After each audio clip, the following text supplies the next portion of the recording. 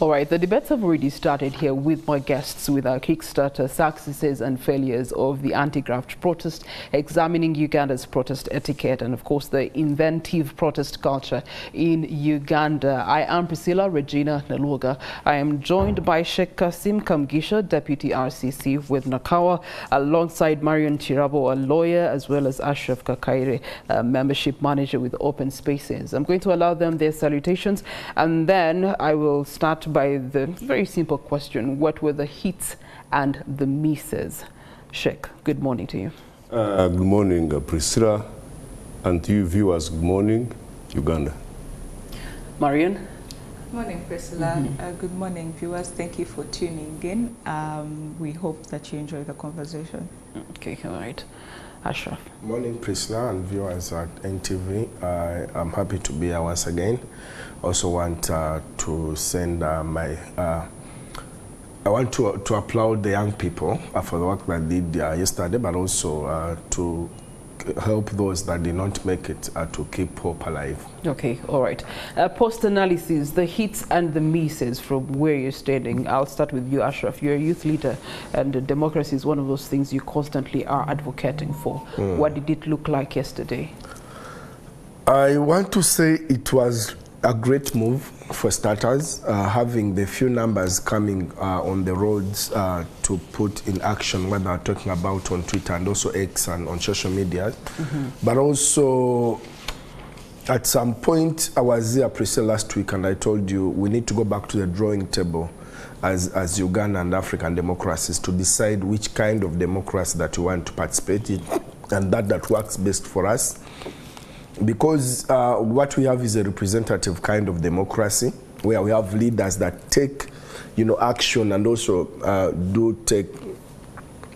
make decisions on our behalf. Then when we say that we are marching to parliament and also the 7 demands that we give, that means there is something that does not add up, But I, as an individual that has been in this space for some time, I want to say I recommend the work that young people did. For the very first time, having young people, having not politicians taking up this space, young people from civil society, young people from universities coming to applause and say we are marching to end corruption in Uganda.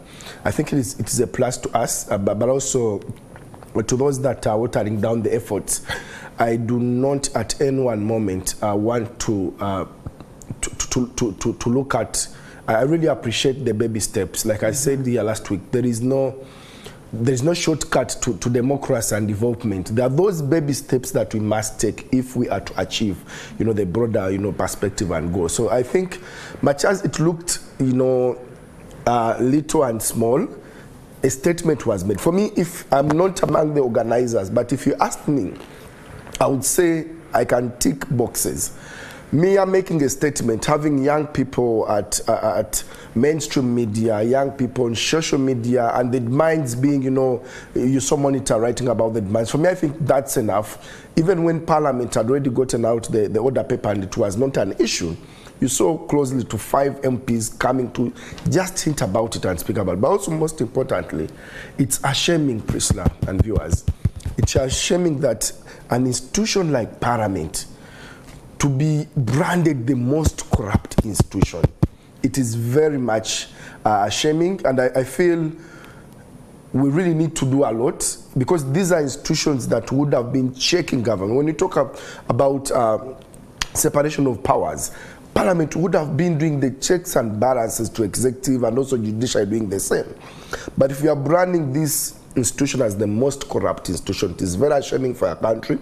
But also, lastly, I think, as we are thinking and doing whatever, we are at a time and era where all leaders are the most corrupt, Priscilla. When you look at who are the corrupt in Uganda. So before we get into the leaders that are corrupt, what do you see were the misses of the day? Okay, because doing a comparison of the match that we had vis-a-vis that of Kenya, because this is where the Kenyan young people motivated the Ugandan young people to do the march to parliament. I think when you look at the young people that came out to march, mostly university students. mostly, and those that do not have so much to lose. A person like Ashraf Kakaire, because I have a job to do, I would not risk to leave my desk so that my supervisor does not find me at work. So I think the misses were between which young people, because there are very many categories of young people. We lacked young people from Chiseka. We lacked young people from Bisembata, where I'm coming from. As the young people from Kampala were marching to Parliament, I would have loved to see young people in Busembata marching to the district headquarters of Vugweri. Young people in Iganga marching to the district headquarters in Iganga, because that's where the roots of corruptions are right now in districts and local government. Okay. Yes. All right. Marian, so for me, I'll start by saying that I think when we are analyzing the difference between Uganda and Kenya, we need to put into our minds the fact that this is a military regime.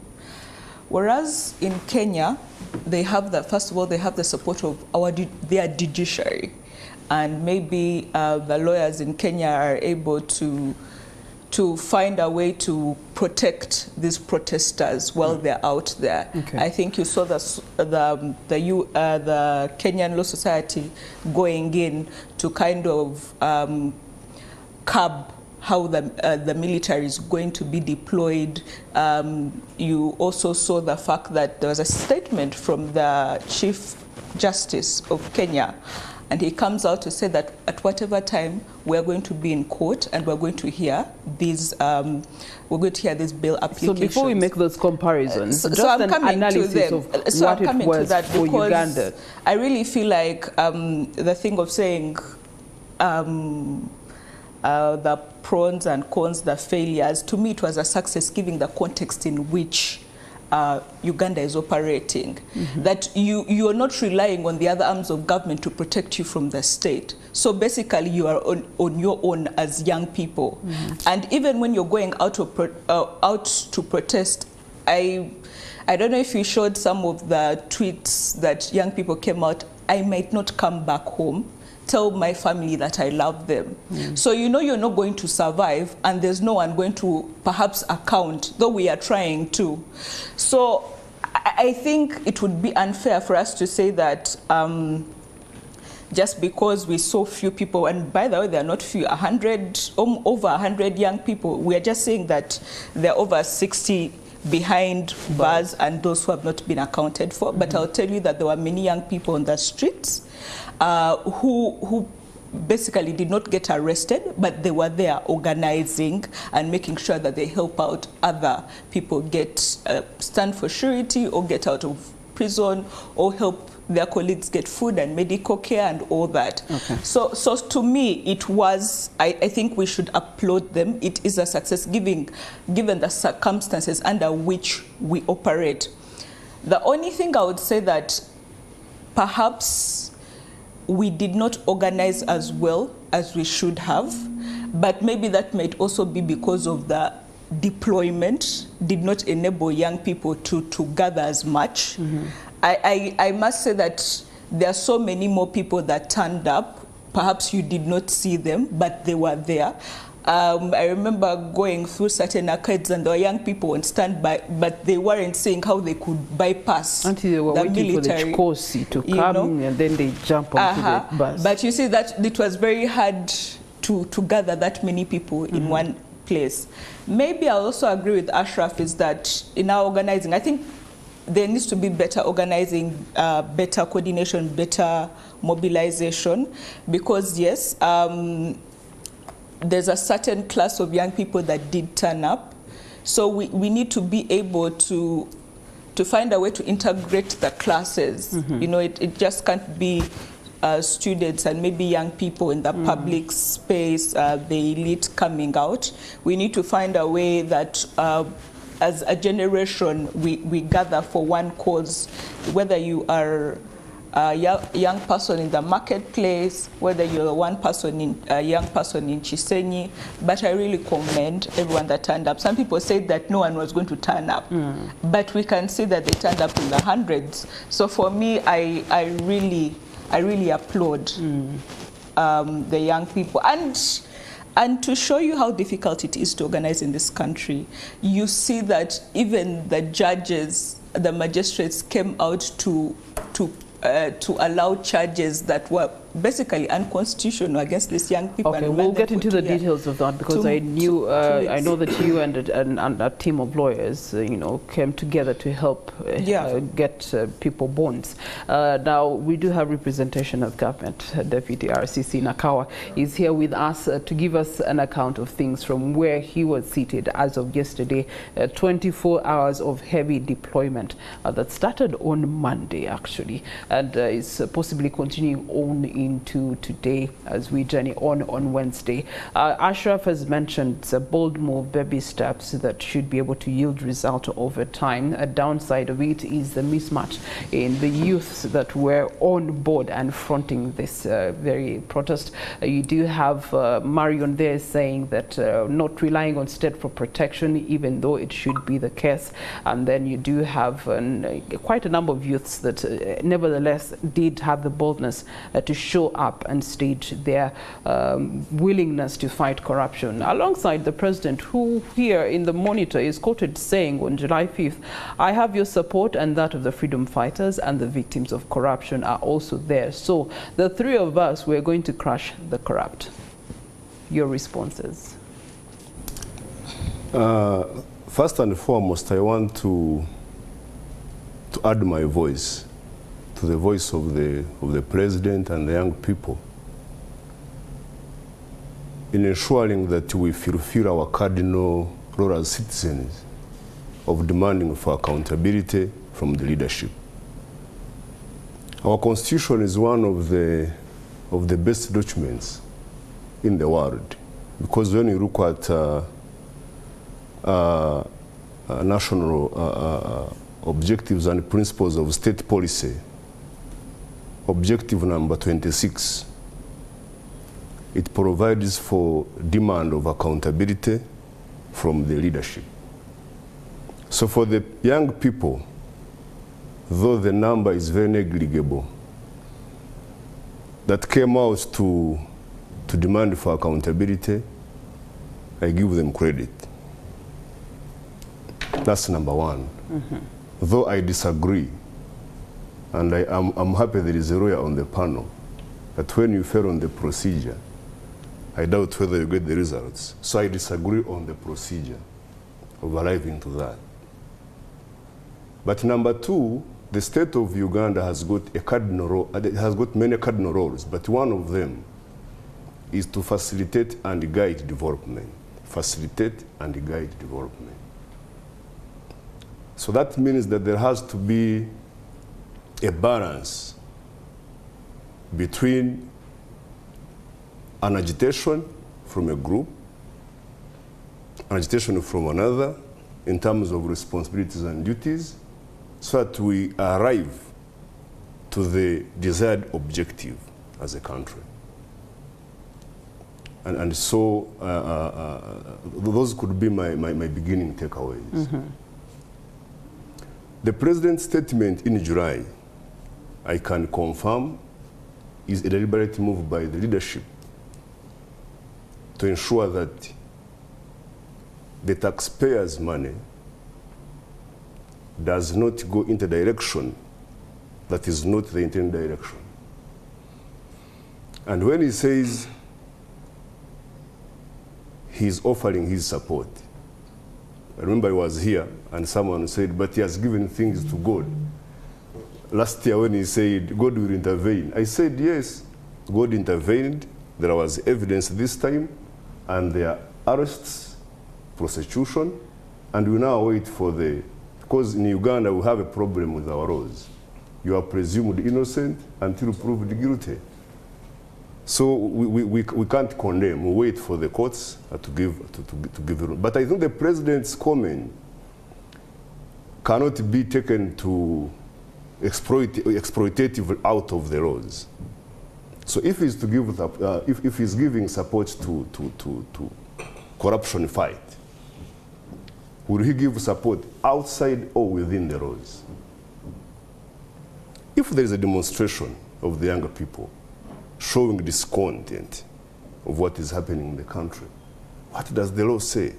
You earlier said that there's a disagreement on the procedure that the young people did use. Where is the disagreement for you? It's where I'm coming from. What does the law say? The law provides for freedoms, and one of them is to demonstrate peacefully. And that is an article of the Constitution. But you know, our Constitution has got operationalizing laws. For example, you have got a Public Order Management Act, which talks about notifying the police. Now, that notification is not simply to write. It is simply to write a notification. I hope I'm protected. You're very much protected. Okay. You see, that notification is quite wide in its sense. One, if I am to move from Kororo to Waise, I should notify the police that I'm moving from Kororo to Waise with 1,000 people. That's number one. These 1,000 people shall be marching on the left side of the road. These 1,000 people shall be manned by Kakaire, Kamujisha, and Marion. Because we want to ensure that as we move from point A to B, as we come back, enjoying our right, other people are also enjoying their right as we enjoy our right. Okay. But above that, accountability in the case of lapses, assuming someone whose cabbage is stolen along the way, whom do we assuming? These are assumptions. You are assuming. Yeah, and arrest people on assumptions. No, but he's giving a hypothetical situation. It's not in reference to the current state. It did not happen. Let him finish, Marion. Yes. Yeah. So assuming someone whose cabbage, because we have got people who survive on that, on the streets, assuming someone whose cabbage is taken, whom do we call as security to account for that cabbage? You can't call for everybody who was protesting. So, whereas there could be notification, but you want to know the details so that we as the state also plan how to ensure that there is a success in this other approach towards the desired goal. All right. Speaking of planning, Marion has been very conversant with the planning procedure of this protest before it actually happened.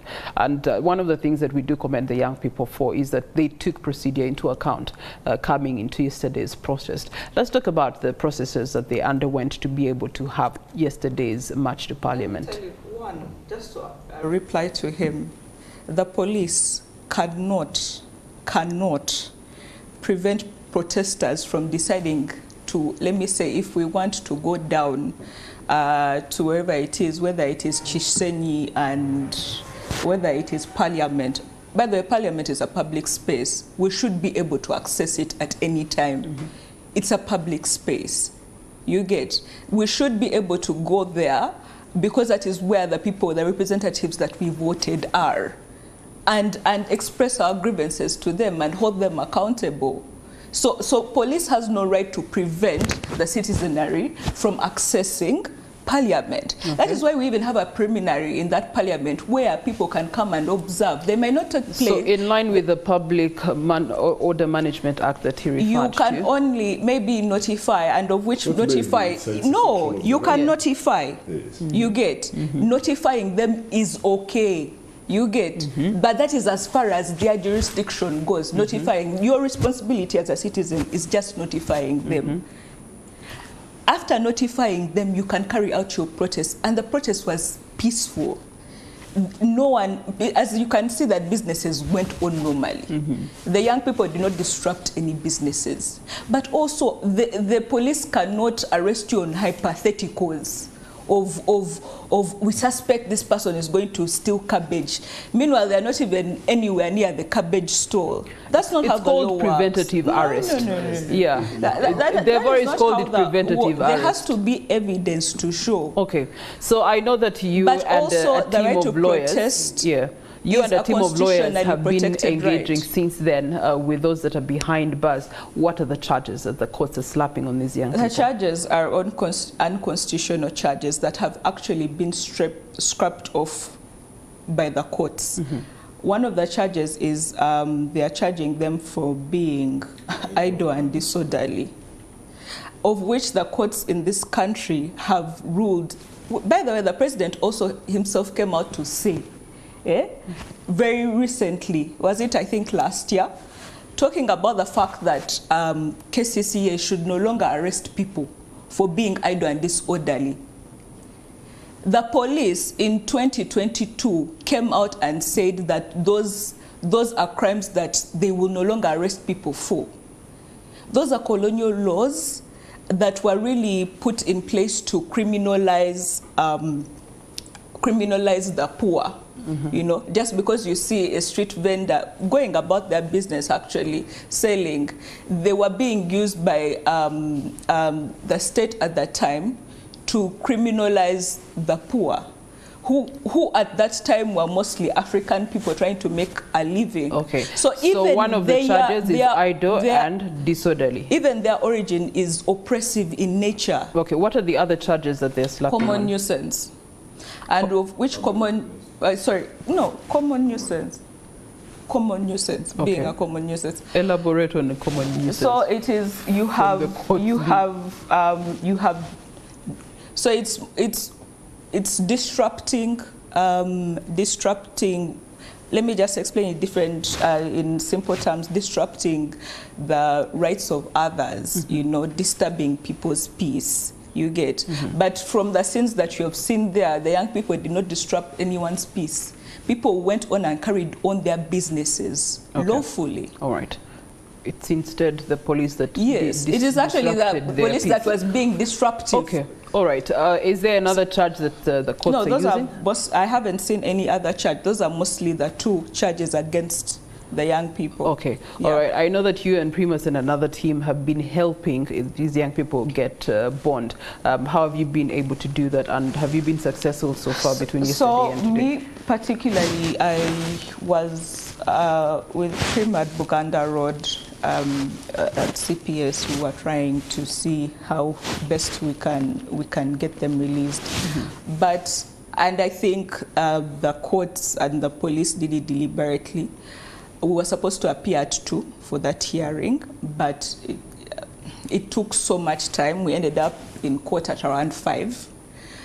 When we were at court around 5, the magistrate seemed to claim that for her, okay, I wouldn't say only her, but the different magistrates seemed to claim that for them it was too late for them to hear any charges.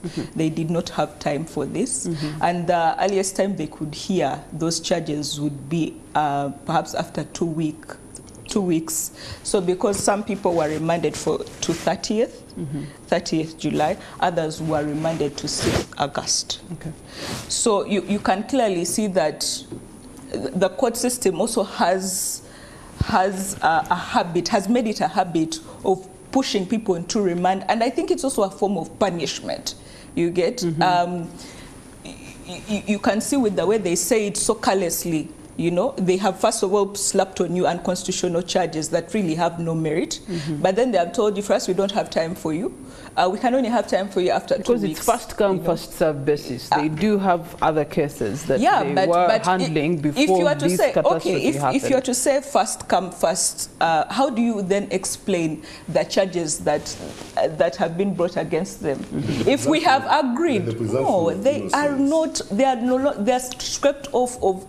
They're supposed to be scraped off of our laws, because we have your president, your police, your judges have said they're unconstitutional. All right. We shouldn't, no magistrate should be able to entertain So between them. now and the 30th of July or the 6th of August, what steps are going to be taken legally to make sure that these young people are protected? So one, there are a number of people that have not been accounted for. Unfortunately, even at court, when we were still at court, the police were still making arrests.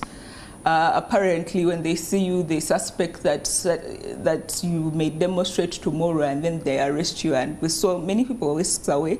So we are trying to make sure that we account for those people and get to know who they are. I applaud the efforts of so many, especially on social media, in making sure that they put in place a website so that whoever feels like their person is missing, they can find them. So for those people, we're trying as much as possible to get for them legal representation. For those who are behind bars, we're trying to make sure that, okay, we get for them as much as legal support as we can. I thank the Uganda Law Society for the efforts that it has made. I hope that they continue to give the support. But I also implore our fellow Ugandans, this country has a habit of keeping people that political prisoners behind bars. Okay. So even when we're out there, it's important for us as a citizenry to demand for our young people to come out because they have committed no crime. They're being unjustly crucified for fighting for their rights. All right.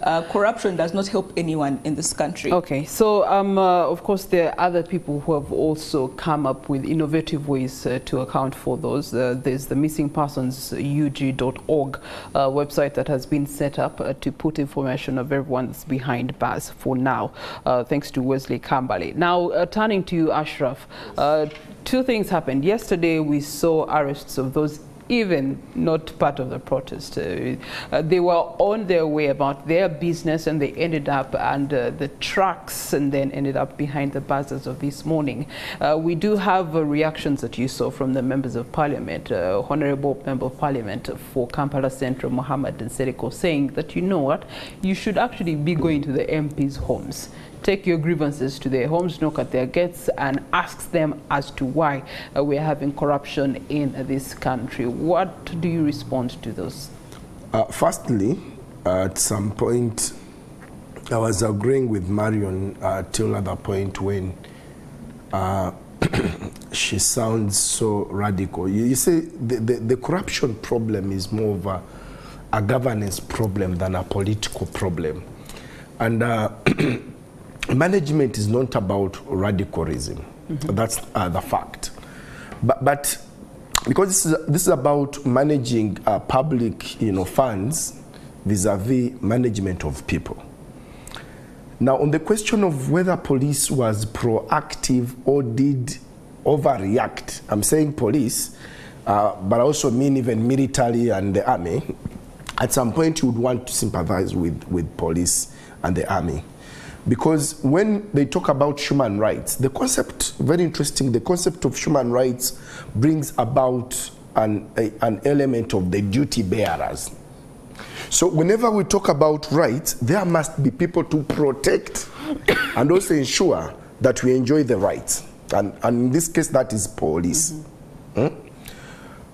What would police do if 1 million young people marched to parliament? Mm-hmm. That's a question we need to answer. But also, I think it's a security tactic to remind these young people up to 30th, because probably if you release them yesterday, they would march today or tomorrow. So I think it's a security tactic. I mean, you're looking at a population of about 72%. That impact of 60 behind the buzz does not. These are the brave ones that could show up anyway. But like I was saying, when you talk about human rights, it brings about the issue of the duty bearers. So for me, as people who are marching to Parliament, on my status on my Twitter, I said I may not make it to Parliament to march, but I believe this will take us to a result of a cross-generational dialogue on corruption. We need to sit and talk about these issues as a country, as citizenry, and also as the leaders, Then we look for the way forward, because I feel the demands seem not very much realistic. If you have to be honest, I don't want to come on a national TV and lie to viewers that we should demand for Right Honorable Anita Mong to resign, and we should demand for and even though that demand is met instantly, it's not going to eradicate corruption instantly. Exactly. Equally. So what is the root cause of corruption? Yeah. There is a lot of society decay, and I feel now, for me, I'm happy when civil society, when people come out to say this is what we want. I was very happy when political parties did not interfere in this. I was very happy. I was very happy, and I don't want, Marion, please help us. Let those political lawyers, let them not come to defend the young people on this case. We have very many educated young people that can, you know, stand surety for this and support these ones legally. Because now that, you see, politicians have a lot of, you know, issues. When you look at, if you answer the question of who are the most corrupt in this country, I don't know, but it seems my brother here, Sheikh Kasim, is in the middle class on this panel. And the middle class is the most corrupt class in this country. And these are the people that act on behalf of the state. You get it? So they make mistakes in the name of the state. And all the revolutions that we've had in Africa and world over, it is the middle class that rise. You know, unless the middle class realizes that what we are doing is wrong, we must manage public funds. But also, at some point, there's that question that they always ask in Uganda, who is the leader in this country? Is Mr. President conceding? You get it? Because I feel these people are trying to work on your behalf. They are doing you a service. Because the president came publicly and said, this is, you know, a fight about corruption and ABCD. These are the demands that young people have. Can we look at I know most of them are constitutional. Like, you know, the reduction of the size of parliament. You get it? It's not something that we shall achieve after just marching to Parliament. But this, we should be getting ready as a country to start such conversations. How do we ensure, because corruption affects each and everyone in this country. That's why even the MPs were shy to speak about it, because they're not so clean. Even me speaking here, in one or the other, I might be benefiting or, you know, taking part of the corruption. So how do we have that overhaul as a nation to change for the better? Because we feel we are losing a lot. All right. Your comment on the MPs reference that take the fight to the MPs' homes, not to Parliament. Now, the MPs are just being realistic, and also because they are politicians. And that's the honest truth. When you march to Parliament, what happens? Unless when you are marching to Parliament, to demolish Parliament and run with the mess like those people in Kenya did. But if we are marching to, because we have 1.5 years to a next election, and we know those, you know, corrupt leaders, let's march to their homes. Let's tell them you did ABCD, we need you to account on this. Now, when for them they come to Parliament, they bring another conversation of legislation in Parliament, because we are not members of Parliament anyway. That's the fact. Okay. All right. Sheikh Kasim, you earlier on said that the march was, or the protest is with a good cause, but how they're doing it, the strategy that they're using is a wrong strategy. No, away from the procedure, you're saying that marching to Parliament is not the right thing to do. How do you march to a thief's den? So where should these young people be marching to? Where should they be taking their voice to fight corruption? Thank you, Priscilla. My sister Marion made a very, very good observation that whereas there was marching yesterday downtown, business was going on normally. This was not something that just came out. It's because the population was given confidence by the state that we shall be here to ensure that whereas people march, though they have not told us they are marching from where to where, we shall ensure that you also enjoy your right of enjoying Sheikh liberal they had economy. an assembly point, and so the marching was from that assembly point to Parliament. That is it. Moving forward, People are never going to I thought disrupt I'm people's protected. existence. No, decorum is No, very- you're protected. We're just giving you that, that information, No, so I that just you, feel you don't like- say that you For me, didn't know what I where they were know- marching from and to where they were marching What I know from. is Parliament is here. and the marching was in Kisenyi downtown. So I failed to strike a balance of where Parliament, maybe there is a second Parliament which I don't There know. were different meeting points and people were marching towards, even those in Chisenyi were moving towards Parliament. Lawyers are quite organized. Moving forward, I think there has to be, because if I'm the thief, for example, how do I become then a judge in my own case? Number How two, do you receive the petition? if you are marching to Parliament, the assumption is you are marching to Parliament to deliver a petition. Who has the Parliament? The Parliament is headed by the Speaker, whom you are asking to resign, but you want her to receive your petition. So the petition may resign instead of the Speaker resigning. So for me, I think we have to be very, very deliberate in the things we are doing to achieve a desired outcome. I was trying to interrogate our constitution. I took time to read it through, and because I wanted to know who can check the Parliament, so that we know where we can deliver a petition, and it checks Parliament to deliver what we need in terms of the results. And I think she's a lawyer, should interrogate more. If you compiled cases against Parliament in terms of corruption, which you are alleging, can the judiciary receive the petition? Can't it receive and maybe rule? Because we have seen many precedents in many things. That's number one. Number two, Parliament is an arm of government. The head of government constitutional is the President of the Republic of Uganda. He heads the government which has got executive, parliament, and judiciary. Now, I was trying to look at the powers of the president, that if he received a petition, can he force a speaker to resign? Can he dissolve parliament? But I didn't find an express provision in the constitution, apart from an attempt in 2004, where the then cabinet was trying in a white paper to propose giving president powers to dissolve parliament. But when I interrogated more, Ashraf and Marion, plus viewers, I found that the president has got prerogative. He has got prerogative, he has got extra powers which are not necessarily embedded within the constitution.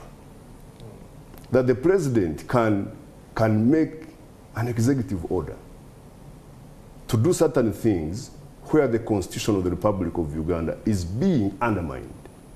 So if the Parliament cannot give accountability, because it is what we are looking at, and the Parliament is working on behalf of the people, so the people can recall back their power through petitioning the President, whom they have vested ultimate power through their vote.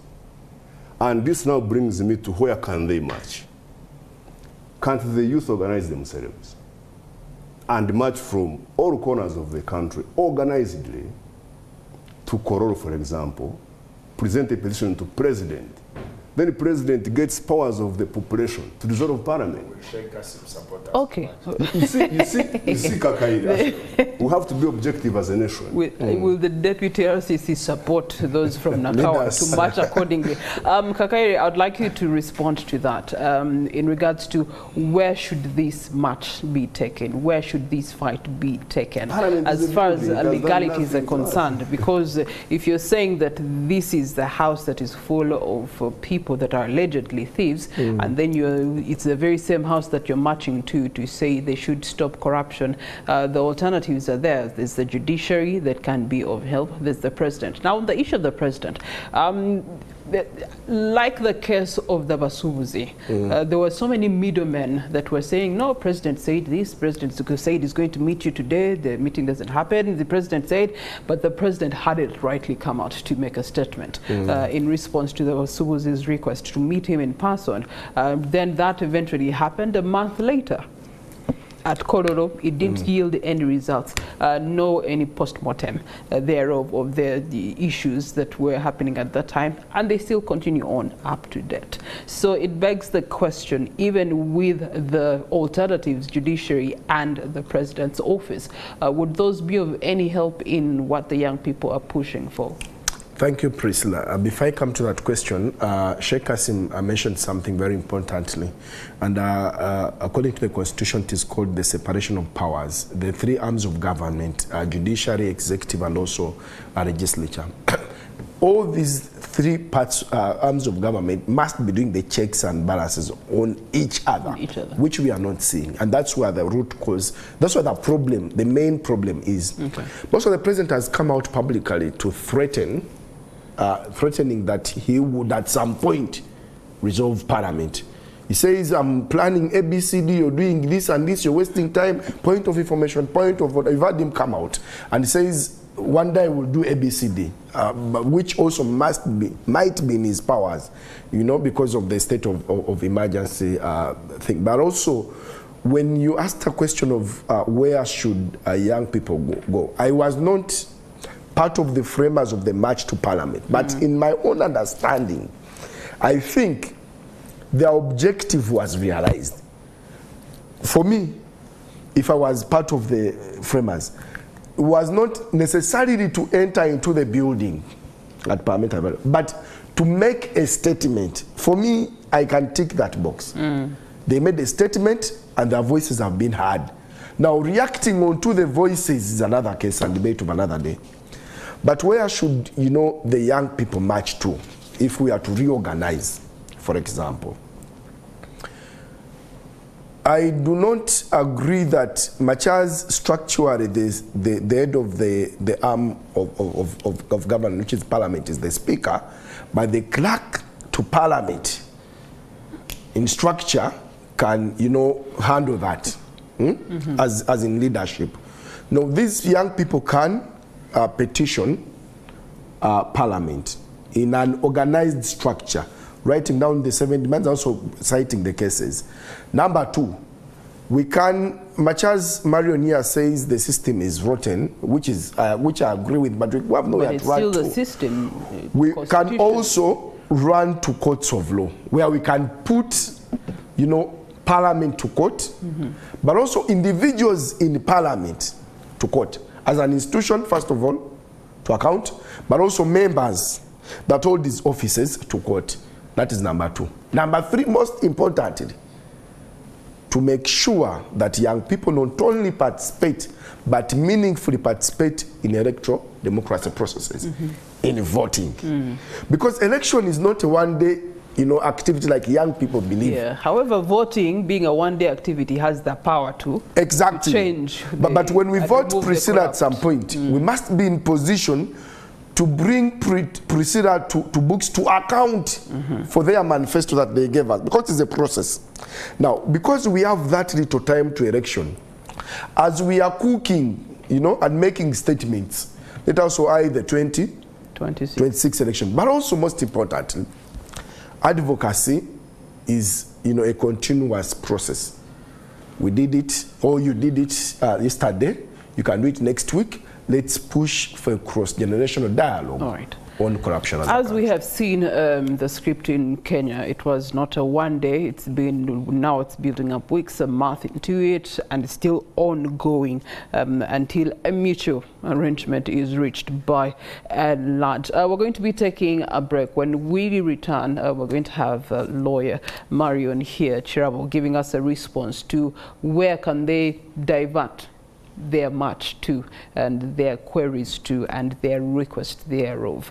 And so this is going to be coming your way after this break. However, on the social media platforms, you can be able to respond and react and give your comments to some of the posts there on MorningAtNTV, and we'll be able to interact with them as we return. Do stay with us. Well, thank you so much for being with us in MorningAtNTV. We continue to the final bit of our Kickstarter with a few minutes left to the discussion. Marion was to respond to the alternatives where this march can be taken. They've been given the alternatives to the judiciary or even the president himself. And so it begs the question, as we go into tomorrow, as they have called it day 2, are there any re-strategies that have been deployed to make day 2 be a better success than day 1? So before I respond to that, there's a couple of things that came on that I want to respond to. One, it cannot be radical to ask a leader to resign. If you are we aspire to certain principles of democracy. One should be that we hold our leaders accountable, and when they do something wrong, they should be able to acknowledge they are wrong and actually do right by the people and resign. I mean, this is not such a radical thing. I mean, we see prime ministers in Britain do it. No, you're when they are going caught. to for South Africa here before the elections. The Speaker of Parliament resigned on allegations. Those are the few, like those should be the few things you should do for people if you actually really care about them. If they've caught you in wrong and the things that you have done are despicable, you should be able, because you have failed as a leader. But then secondly, look at the demands of these people. They're saying, let us cut down on the number of members of parliament. And we are seeing that recently there was a report that came out in the newspapers that this parliament spends 2.1 billion every day. That is a high burden on the population. It is us paying for our taxes.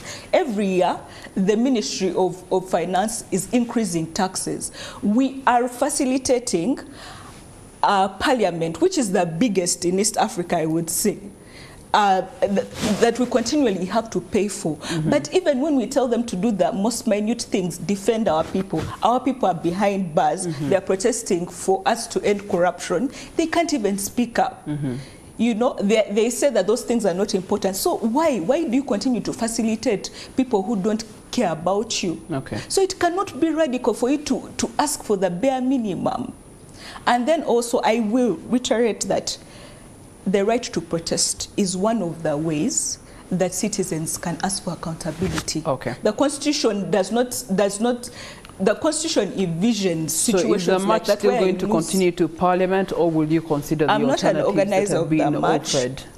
One thing I will say, I'm not as a lawyer, I'm not an organizer of the march, so I cannot determine whether it will continue or it ends here. What I can say is that Ugandans have the right to protest, and whether they decide to continue with their protest, the law is on their side. Unfortunately, we might, like some people are saying, we might need to have a march to the judiciary to respect the rights of Ugandans and also wake up from their slumber, because what they're doing to allow charges that are constitutional against our young people is not right. All right. Putting this conversation to a close, we turn to the focal point, which is corruption. Really, how it's being fought, it's really a debate that's going to continue on. But what's the way forward in actually uprooting corruption from our country, Uganda? Deputy RCC Nakawa, are the systems fair enough for the users in Nakawa that they're not facing corruption? And what are some of those things that you're doing in your capacity to close some of those loopholes of corruption? Corruption is a cancer, and it is eating each one of us differently from where we sit and where we operate from. And fighting corruption begins with the political will. And from what I'm seeing and the comments which are coming from the strategic leadership of Uganda, there is really political will to combat. It's a matter of understanding how do we align outside forces with the political will and we curb the vice. Not forgetting that corruption is as old as mankind. You can curb, but you cannot completely erase. Okay. There was a question on, was the heavy deployment really necessary? I will answer that question in legally. Whereas Ugandans have got a constitutional right to express their dissatisfaction by demonstration, that expression has to be with a responsibility. That as we demonstrate, enjoying our right, there are other Ugandans who must enjoy their rights.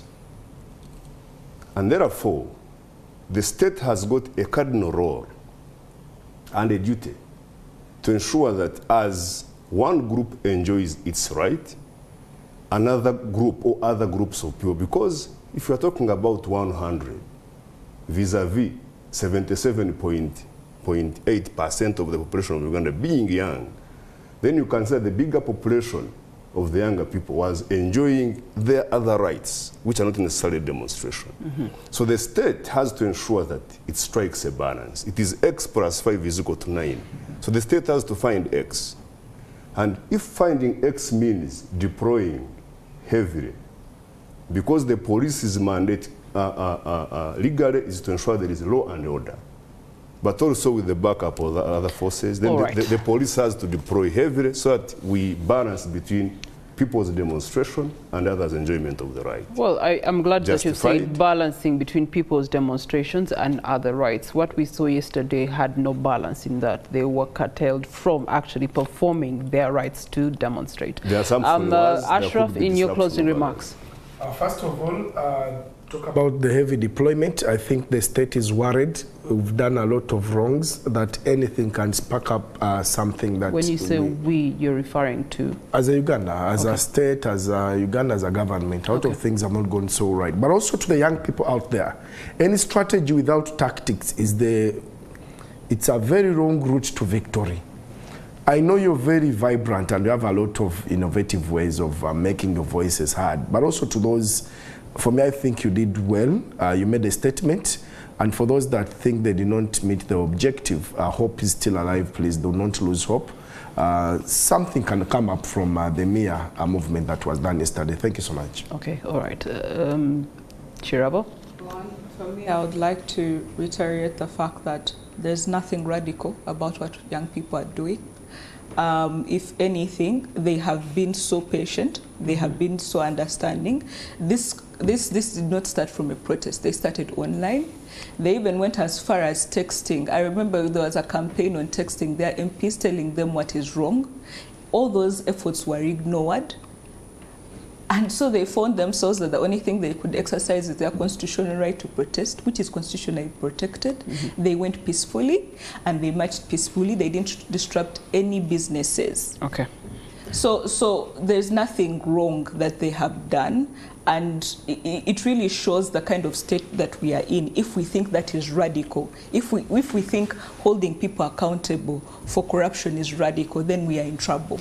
All right, this is the confidence that at the end of the day we are all left with. The fact that we have had more than 5 presidents in this country shows you that the change is inevitable. It has to come. You do have 27 guns that started the revolution that brought about a change of governance in this country, and therefore it means that there's still the power in the people.